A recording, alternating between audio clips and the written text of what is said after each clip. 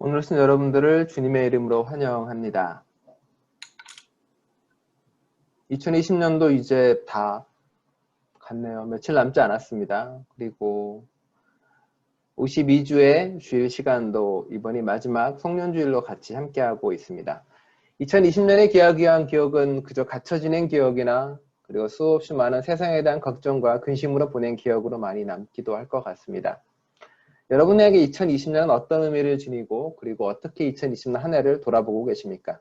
많은 사람들은 아마 자신들의 기준과 자신들의 원칙에 맞춰서 한 해를 결산하고 한 해를 헤아리기도 합니다. 아마 후회할 것도 있을 것이고 잘했다며 스스로를 뿌듯해하는 것도 있을 것입니다. 한탄해하고 가슴 아픈 기억들도 있을 것이고요. 잘했다며 따뜻함으로 남는 기억들도 있을 것입니다. 그리고 결산의 방식은 자기가 가장 소중하게 여기고 가장 의미 있게 여기는 것으로 결산을 하는 거겠죠. 많은 이들은 아마 통장을 보면서 그동안 수입이 얼마였고 지출이 얼마였고 내가 한 해 동안 얼마를 벌었나라며 거기에 대해서 뿌듯해하는 사람도 있을 것입니다. 아니면 내가 얼마나 많은 의미 있는 일들을 했고 혹은 얼마나 많은 책들을 읽었고 그리고 얼마나 많은 것들을 버리고 미니멀리즘으로 잘 살아왔는가에 대해서 계산하는 사람도 있을 것이고요. 아니면 사랑과나 인간관계 속에서 내가 인간관계를 맺은 사람들이 얼마나 행복하고 좋았나라고 세는 사람도 있을 것입니다. 혹은 그리스도인이라면 내가 한 해를 지나왔으며 얼마나 많은 하나님과의 관계가 더 깊어지고 더 좋아졌는지 그리고 그 말씀을 가지고 다른 사람과 어떻게 지내왔고 세상을 향해 어떻게 살아왔는지 헤아리는 사람들도 있을 것입니다. 여러분은 어떤 방식으로 한 해를 헤아리시고 과거를 돌아보고 과거를 계수하고 계십니까? 그리스도인이라면 아마도 하나님의 시각에서 헤아려보고 계수하고 고민해야 되겠죠. 그리고 거기서 남길 것과 가지고 갈 것에 대한 고민을 늘 해야 되는 거겠죠. 저는 한 해를 돌아보면 주로 여러 가지 일 중에 잘못한 것들이 많이 기억에 남을 때가 많이 있습니다. 잘못한 것들 중에서도 아마도 행동이나 말에 대한 후회인 거겠죠. 그때 그 말을 하지 말았어야지.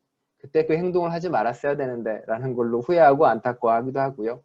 다른 의미에서는 그때 그것을 했어야 되는데 좀 더 사랑했어야 되는데 좀 더 손 내밀었어야 되는데 좀 더 다른 이야기를 했어야 되는데 라고 후회할 때도 많이 있습니다. 그리고 오히려 사람들은 자신의 잘못 속에서 많은 걸 배우고 깨닫는 것 같습니다. 저 같은 경우는 그랬죠. 몇 해 전에 잘못했던 일들을 가지고 여전히 씨름하고 고민을 합니다. 그리고 그 잘못에 대해서 끊임없이 되새기고 돌이켜봅니다. 나의 한계도 알게 되고요. 그 한계를 넘어설 수 있는 바에 대해서 고민하기도 합니다. 그러면서 스스로 나의 그리고 저의 해야 될 것들과 하지 말아야 될 것들 그리고 앞으로 배워나가야 될 것에 대해서 하나하나 더 알게 됐습니다. 잘못한 것, 후회한 것, 돌이키는 것은 우리로 하여금 조금 더 앞으로 나아가게 도와주고 내 담을 넘어서 한 걸음 더 나아가게 도와주는 것 같습니다. 어쩌면 그래서 기독교가 가지고 있는 용서나 혹은 후회나 자신의 죄를 고백하는 것은 자신의 잘못을 넘어서 또 다른 길로 나아갈 수 있는 길을 보여주는 신앙이고 또 그 발걸음이 될 수 있다고 생각이 됩니다. 한 해를 보면서 여러분들은 여러분이 후회할 것 중에서 하나를 챙기시고 그리고 그것을 통해서 한 해를 넘어가고 그것을 통해서 여러분의 담을 넘는 그런 연말이 되었으면 합니다. 혹시 잃어버렸을지 모르겠지만 저희는 사사기를 계속 읽어가는 중이었습니다. 그리고 오늘은 그 마지막 이야기를 연말의 이야기로 하고자 합니다. 사사기의 수많은 이야기들은 말씀드린 바와 같이 사사들의 이야기, 곧 군사적이고 정치적인 리더인 사사들이 어떻게 점점 타락해가고 하나님으로부터 멀어지는지에 관한 이야기였습니다. 결국은 그 사사들마저 타락하고 무너져 나가고 그리고 이제는 종국에 이르러는 그 사사들마저 이제는 등장하지 않는 시기가 되어버렸습니다. 누구도 하나님의 목소리에 응답하지 않고 누구도 하나님의 목소리에 답하지 않는 시대가 되어버렸죠. 그리고 그 종국에는 결국에는 마지막 보루라고 이야기하는 하나님의 말씀을 지키고 따라야 되는 레위인의 타락으로 그 마무리를 짓고 있습니다. 레위인들은 아시다시피 하나님의 진리를 가르치는 사람들이고 제사를 집전하는 사람들이기도 합니다. 동시에 그들은 일종의 종교경찰 역할도 했습니다. 성서에 보면은 타인의 목숨을 취하는 사람, 타인의 목숨을 빼앗는 사람은 자신의 목숨으로 갚아야 된다라고 이야기합니다. 그러면 그 법을 집행하는 사람들은 누굴까요? 타인의 목숨을 취한 사람을 그들의 목숨을 취하고 죽이는 사람들은 누굴까요? 그 역할들이 바로 레위인들이 했습니다. 그들은 종교를 그렇게 집행하는 사람들이었고 악을 행하거나 죄악을 하는 사람을 심판하는 사람이기도 했습니다. 그런데 우리는 사사기의 그 끝에는 그 레위인마저 타락하고 무너지는 이야기가 들어있었습니다. 지난주가 아니죠. 사사기 했던 마지막 이야기가 미가 이야기였는데 미가 이야기에서 그렇게 이야기하는 거죠. 레위인이 이제 하나님을 대변하는 삶이 아니라 미가의 집안의 어떤 이익을 대변하는 것처럼 보여지고요. 또 자신의 이익을 위해서 미가 지파를 떠나서 단 지파를 따라서 또 하나님의 목소리 대신 그 지파의 목소리를 외치는 이야기도 거기서 들렸습니다. 레위는 그렇게 점점점 타락해가고 종국에서는 오늘의 이야기를 전하고 있습니다. 오늘의 이야기는 사사기 17장하고 21절에 걸쳐서 길게 나와 있습니다. 어쩌면 사사기 이야기 중에 가장 긴 이야기일 수 있는 건데요. 이 이야기의 시작은 이렇게 시작합니다. 한 레위인이 첩을 두고 있습니다. 첩인데 사실은 아내인 거죠. 왜 첩이라고 이야기하냐면 공식적으로 이스라엘 법률상에서는 이방 여인을 아내로 둘 수 없기 때문에 그저 첩이라고 이야기할 뿐입니다. 아내인 거죠. 아내로 이방 여인을 뒀습니다. 그 이유도 미가 지파랑 미가 이야기랑 비슷한 이야기인데 레위인이 재산이 없고 장막에 거하고 있었기 때문에 좀 더 부자이고 좀 더 재산을 많이 가진 어떤 사람의 이방인의 딸을 자신의 아내로 들인 거죠. 사랑이나 그런 것들이 아니라 물질적인 것, 명예적인 것, 어떤 권력을 위해서 그를 아내로 맞이하는 삶을 삽니다. 그러다가 아마 당연히 사랑도 없으니 불화가 있고 분쟁이 있었겠죠. 내용을 보면은 아마 가정폭력도 있었던 것처럼 보입니다. 그래서 그 레위인의 아내는 집을 버리고 자신의 처가로 돌아가 버립니다. 그리고 그걸 찾기 위해서 레위인이 다시 자신의 장인 댁으로 가죠. 그런데 그 장인마저도 그 레위인의 아내의 편을 들어주지 않습니다. 옛날 사회가 다 그랬던 거죠. 한국도 그랬던 것처럼. 마치 그 남편의 편을 들어서 어서 빨리 돌아가라고 자신의 딸을 내쫓는 지경에 이르게 됩니다. 레위인은 자신의 아내를 데리고 이제 돌아오는 길에 사건이 벌어집니다. 가나안 땅에 속하는 어부스란 마을에 왔을 때 해가 저물었고 사람들은 그를 환대하지 않습니다. 그래서 기브아란 곳에 가게 되고 한 노인의 영접을 받아서 그 집에 머물게 됩니다. 하지만 동네 무레배들이 와서 그 레위인을 내어놓으라고 협박을 하죠. 레위인은 자신이 살고자 자신의 아내를 내어놓습니다.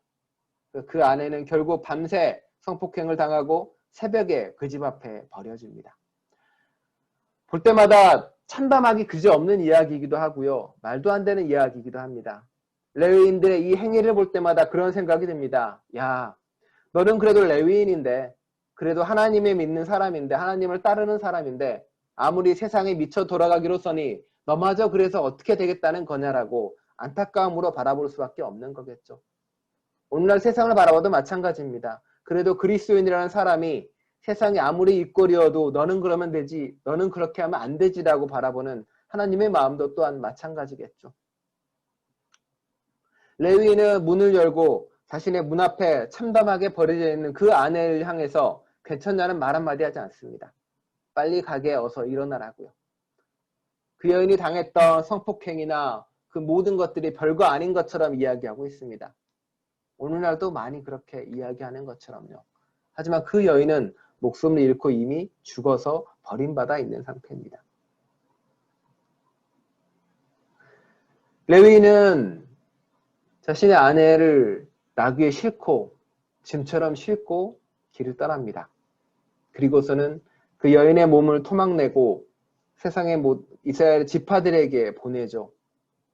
그리고 자신의 잘못은 덮어버리고 아내를 내어줬던 자신의 잘못은 마치 없는 것처럼 이야기를 하고 그 무레배들의 일을 고발합니다.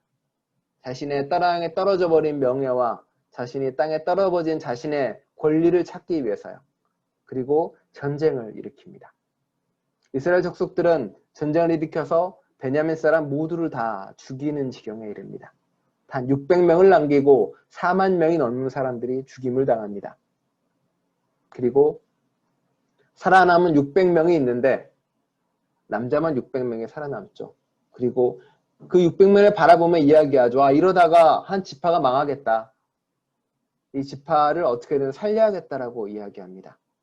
그래서 그 사람을 채우기 위해서 다른 데서 여성들을 또 납치해오고 인신매매로 해서 폭력의 삶을 살아가는 것. 사사기의 마지막은 이토록 참담한 이야기로 끝이 납니다. 볼 때마다 가슴 아프고 뭐 이런 게 성경에 들어있나 분노할 때가 있고 화날 때도 많은 이야기로 덮여져 있습니다. 레위인의 아내의 이야기는 제가 이전에 한번 설교로 이야기한 적이 있습니다. 성경의 사사기에서는 여성의 이야기를 통해서 그 당시 약하고 힘든 사람들이 겪는 이야기를 표현하고 있습니다. 아나기나 드보라 목소리를 내던 수많은 여성들의 목소리는 이제 사사기로 들어갈수록 목소리조차 내지 못하고요. 그들의 죽음조차도 어떤 외침도 되지 못합니다. 약자들의 죽음과 약자들의 목소리는 더 이상 아무런 의미가 되지 못하는 거죠. 죽음조차 외침이 되지 않고 죽음조차 무시되어 버리는 사회라고 이야기하고 있습니다. 약자들 통해 들려오는 하나님의 목소리가 이제 더 이상은 들리지 않는 시기가 되어버립니다. 사사기는 그렇게 비참함으로 막을 내립니다. 희망에 대한 이야기도 돌이킴에 대한 이야기도 전혀 이야기하지 않습니다. 하나님이 돌보시겠다 혹은 회개하라고 외치는 하나님의 목소리도 없고요. 그리고 돌이키라는 예언자의 목소리도 없습니다.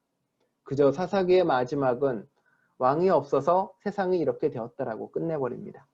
하나님조차 왕이 되지 못하는 시대였고 스스로 자기 욕망에 휘둘리던 시대였고 그리고 자기의 가치관에 따라서 사람을 죽이고 약한 자를 죽이던 시기라고 이야기하고 있습니다. 그런데 이 사사기는 누가 썼을까요? 레위인을 정말 싫어하는 사람들, 이스라엘을 싫어하는 사람들이 썼을까요? 사사기의 이 이야기는 놀랍게도 레위 사람들이 썼습니다. 정확히는 이제 여러 가지 의견이 있긴 한데 아마 예언자적 신앙을 가진 그러니까 낮은 자의 시선으로 세상을 바라보는 레위 사람들이 썼다라고 이야기하고 있습니다. 레위 사람들은 사사기를 쓰면서 세상의 가장 큰 타락이 사사시대의 가장 큰 죄악이 바로 자신들이 저지른 것이다라고 쓰고 있다는 겁니다. 어떤 희망도 이야기하지 않고 그 아픔을 그리고 자신들의 죄악과 잘못을 똑바로 응시한 채 사사기의 마지막에 기록해두고 있다는 겁니다. 아무런 희망도 그리고 아무런 미래도 보지 않고 절망스러운 그 이야기 그대로를 이곳에 적고 기억한다는 겁니다. 아마 레위 사람들은 알았을 것입니다. 아픔을 기억한다는 것, 절망을 기억한다는 것, 누군가의 죽음을 기억한다는 것, 자신의 죄악과 잘못을 기억한다는 것, 그게 바로 시작이라고 생각했을 겁니다. 그리고 그 시작을 통해서 비로소 우리는 새로운 발걸음을 내디딜 수 있을 것이고 새로운 한 걸음을 나아갈 수 있을 것이고요. 하지만 그 새로운 한 걸음 안에는 그 기억이 반드시 있어야 되고 잘못에 대한 기록들이 반드시 있어야 된다라고 고백합니다. 우리도 마찬가지입니다. 우리는 한 해를 마무리하고 새해로 나아갑니다. 어쩌면 한 해를 바라보며 아무런 희망도 느끼지 못할 수도 있습니다. 한 해를 바라보며 한 해를 보내며 남은 것이 아무도 없을 수도 있습니다. 하지만 성서는 이야기합니다. 우리가 기억하고 가져가야 될 것은 어쩌면 우리가 저지른 잘못들과 우리가 저지른 죄에 대한 기억을 가지고 가라고 이야기하고 있습니다. 레위인들이 자신들의 가장 큰 죄악이라고 고백하는 모든 것들을 가감없이 성서에 기록하고 하나님의 회개도 하나님의 응답도 하나님의 외침도 없이 용서도 없이 죄악을 온전히 기록한 이유는 바로 그 첫걸음을 띄기 위해서입니다. 한 해를 바라보며 한 해를 보내며 희망이 없고 답답한 이야기라고 생각할 수도 있습니다. 하지만 우리는 거기서부터 출발할 수 있습니다. 내 잘못들, 내가 저지른 그 무언가, 내가 누군가에게 상처 줬던 것들, 내가 누군가에게 아픔을 줬던 것들, 내가 하지 못한 것들, 내가 저지른 잘못들, 내가 저지른 죄악들. 그게 바로 한 해를 보내는 마지막에 우리가 해야 될 것이고 그리고 새해를 출발해야 될 우리가 해야 될 일이기도 합니다. 그것이 바로 첫걸음이 돼야 되고 마지막 걸음이 돼야 된다고요. 사사기는 이렇게 끝을 맺습니다. 현실과 역사는 그렇게 아픔과 절망으로 끝나버렸다라고 고백합니다. 하지만 다음 주에 우리는 조금 다른 이야기를 하게 될 것입니다. 사사기는 이렇게 끝나고 역사는 이렇게 끝나지만 그렇게 머무르진 않습니다. 바로 요 다음에 이어지는 이야기가 룻기인데 룻기는 문학입니다. 사건을 기록한 게 아니라 문학과 예술로 이야기하고 있습니다. 역사의 아픔과 절망을 바라본 성서의 저자는 이 절망과 아픔을 가슴에 안고 꿈을 이야기합니다. 하지만 그것은 현실에서 이야기하는 것이 아니라 예술과 문학에서 이야기하고 있습니다. 그리고 그것을 통해서 새로운 것을 바라보겠다라고요. 하지만 우리가 먼저 할 일은 올 한 해의 마지막 여러분 가슴 안에 간직하고 있는 잘못을 깨닫는 것이고 그 죄악을 깨닫는 것입니다. 타인을 향해 준 상처를 깨닫는 것이고 타인을 향해 준 그 말들의 잘못을 깨닫는 것입니다. 그리고 또한 우리가 얼마나 하나님에게 상처 줬는지 우리가 얼마나 해야 될 일을 하지 않았는지 돌이켜보는 것. 그게 바로 한 해 마지막 주일 우리가 해야 될 것입니다. 고진아 시인이 쓴 그대 혼에 깨어남이 없다면이라는 시를 읽으면서 설교를 마무리하겠습니다. 그대 혼에 깨어남이 없다면 고진아 어두운 시간의 강물 위로 큰 별의 추억이 부풀어 흐르지만 그대가 별이 되어 솟구치지 않는다면 푸른 잎새 푸른 가지마다 매단 기쁨의 꽃등을 노래하지만 그대 내면의 혼불을 밝히지 못한다면 꼬마버선 털장갑 벗어 성탄 목에 걸고 가는 천진도 있지만 그대가 새 아기로 태어나지 못한다면 성천의 순결이 흩날리듯 흰눈의 얼음이 분분하지만 그대 혼을 빨래하는 방망이질이 없다면 깨어있던 목자들처럼 눈부신 새벽 앞에 엎드린 성스러운 복종도 있지만 그대가 사랑의 새벽빛으로 동트지 않는다면 울타리 없는 파란 하늘을 이고 사는 바리사이들이 오늘도 탐욕의 생울타리를 두르지만 그대의 허울을 벗고 알몸으로 나서지 않는다면 라마에서 보스니아에서 들리는 사륙과 주림의 슬픈 탄식을 듣고도 그대의 귀에 박힌 이기의 말뚝을 뽑지 않는다면